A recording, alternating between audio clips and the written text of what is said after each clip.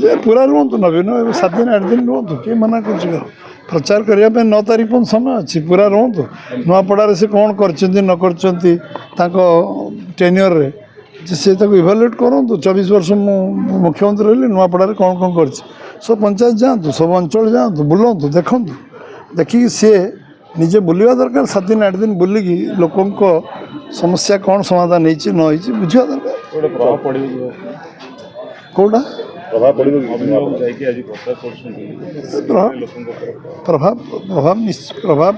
କ'ଣ ପଡ଼ିବ ନ ପଡ଼ିବ ସେ କଥା ତ 14 ତାରିଖ ଜଣାପଡ଼ିବ କିନ୍ତୁ 26 ମସିହାରେ ସେ ମଧ୍ୟ ସମ୍ପୂର୍ଣ୍ଣ ଉଦ୍ୟମ କରିଥିଲେ ଲୋକ ତାଙ୍କୁ ଗ୍ରହଣ କଲେନି ଆଉ ଏ ଉପନିର୍ବାଚନ ହେଉଛି ଯେ ଲୋକ ଆମେ କ'ଣ କରିଛନ୍ତି ସେ ତାଙ୍କ କଥା କହିବା ଦରକାର ନା ଯେ ମୁଁ ଲମ୍ବା ସମୟ ରହିଲି ଶାସନରେ ମୁଁ ନୂଆପଡ଼ାବାସୀଙ୍କ ପାଇଁ ଏଇଆ କରିଛି କହିବା ଦରକାର କଂଗ୍ରେସ 40 ବର୍ଷ ରହିଲା ରାଜ୍ୟ ଶାସନରେ ସିଏ ଲମ୍ବା ସମୟ ରହିଲେ 56 ବର୍ଷ କେନ୍ଦ୍ରରେ କଂଗ୍ରେସ ରହିଲା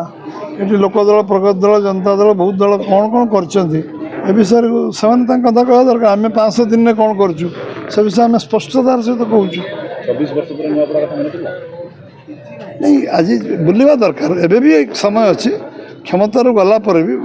ମୁଖ୍ୟମନ୍ତ୍ରୀ ସମସ୍ତ ସବୁ ଗାଁକୁ ଯିବା ନଗଲେ ବି ସବୁ ପଞ୍ଚାୟତକୁ ଯିବା ଦରକାର ଏବଂ ମୁଖ୍ୟ ଜାଗାକୁ ଯିବା ଦରକାର 5-6 ଦିନ ବୁଲିବା ଦରକାର ତାଙ୍କ ନିଜର ଅନୁଭବ ଅଭିଜ୍ଞତା ହେବ ଯେ ମୁଁ ଯେଉଁ ରାଜ୍ୟର ମୁଖ୍ୟମନ୍ତ୍ରୀ ଥିଲି ନୂଆପଡ଼ାରେ ମୁଁ ଏଇ କାମ କରିପାରିଛି ଲୋକଙ୍କୁ କହିବା ଦରକାର।